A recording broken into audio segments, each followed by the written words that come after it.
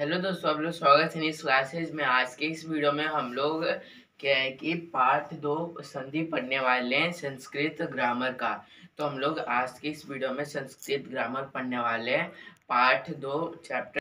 हाँ, तो हम लोग संस्कृत व्याकरण का पाठ 2 संधि पढ़ने वाले हैं आज। तो हम लोग देखेंगे कि संधि किसे कहते हैं, संधि के कितने प्रकार हैं। तो यही हम लोग इस वीडियो में देखेंगे और हम लोग उदाहरण के साथ हम लोग समझेंगे।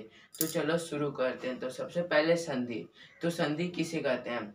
दो या दो से अधिक वर्णों के पास पास आने पर जो विकार उत्पन्न होता है उसे संधि कहते हैं। मतलब कि जब दो या दो से अधिक वर्ण वर्ण क्या होता है कि जैसे कि अ आ ई उ ए ये सब जो है वो वर्ण है। तो ये अगर दो या दो से अधिक वर्णों के पास पास आने पर, तो मतलब कि जब दो वर्ण पास पास आते हैं और जो उनमें विकार उत्पन्न होता है उसी को हम लोग संधि कहते हैं। तो यही संधि का परिभाषा है। तो मैं आपको फिर से बता दूं कि अगर जब दो स्वरों के पास पास आने पर उसमें जो विकार उत्पन्न होता है उसे संधि कहते हैं। आई होप आपको समझ में आ गया होगा। अब हम लोग उदाहरण में जैसे कि राज प्लस इंद्र, राज्य राज्य लास्ट में आ रहा है और दूसरे शब्द में ई आ रहा है, तो दोनों स्वर है। तो राज जोड़ इंद्र बराबर राजेंद्र। तो ये हो जाएगा उदाहरण संधि के। और फिर जैसे कि महा महा जोड़ एरावत, महा जोड़ एरावत, महा अंतिम में आ रहा है और फिर एरावत तो ए आ रहा है, तो महारावत महारावत महारावत। तो ये है उदाहरण दो, मैंने उदाहरण दिए हैं। तो अब हम लोग दूसरे टॉपिक पे आते हैं कि संधि के कितने भेद हैं। तो संधि के हाउ मेनी टाइप्स ऑफ संधि। तो संधि के 3 भेद हैं। देयर आर 3 टाइप्स ऑफ संधि। पहला स्वर संधि, व्यंजन संधि, विसर्ग संधि। तो ये 3 प्रकार है संधि के। तो सबसे पहले हम लोग देखेंगे स्वर संधि। तो स्वर संधि किसे कहते हैं?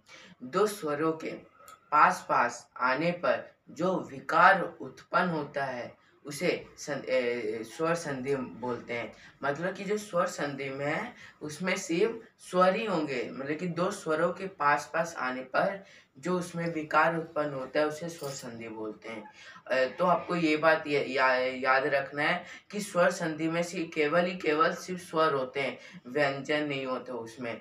तो उसे स्वर संधि बोलते हैं। तो मैं फिर से बोल दूं, दो या दो से अधिक वर्णों के पास पास आने पर उनमें जो विकार उत्पन्न होता है उसे स्वर संधि कहते हैं। अब देखते हैं दूसरा व्यंजन संधि। तो व्यंजन संधि व्यंजन दो या दो से अधिक व्यंजन या स्वर के पास पास आने पर जो उनमें विकार उत्पन्न होता है उसे व्यंजन संधि बोलते हैं। मतलब कि व्यंजन संधि में या तो फिर व्यंजन होगा या फिर स्वर होगा, लेकिन दोनों मिलकर होगा।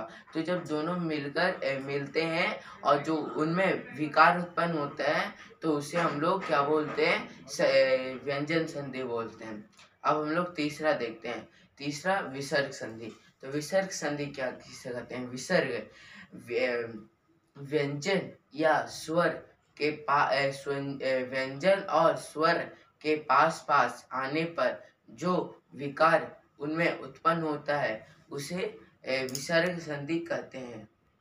तो मेरा कहने का यह मतलब है कि जो विसर्ग संधि में है वो व्यंजन भी होते हैं और स्वर भी होते हैं, दोनों होते हैं। तो उसे हम लोग क्या कहते हैं? अगर जब उसमें जब स्वर और व्यंजन दोनों रहते हैं तो अगर दोनों मिलते हैं तो उसे उनमें जो विकार उत्पन्न होता है उसे हम लोग क्या कहते हैं? व्यंजन संधि व्यंजन बोल विसर्ग संधि कहते हैं। आई होप आपको समझ में आ गया होगा।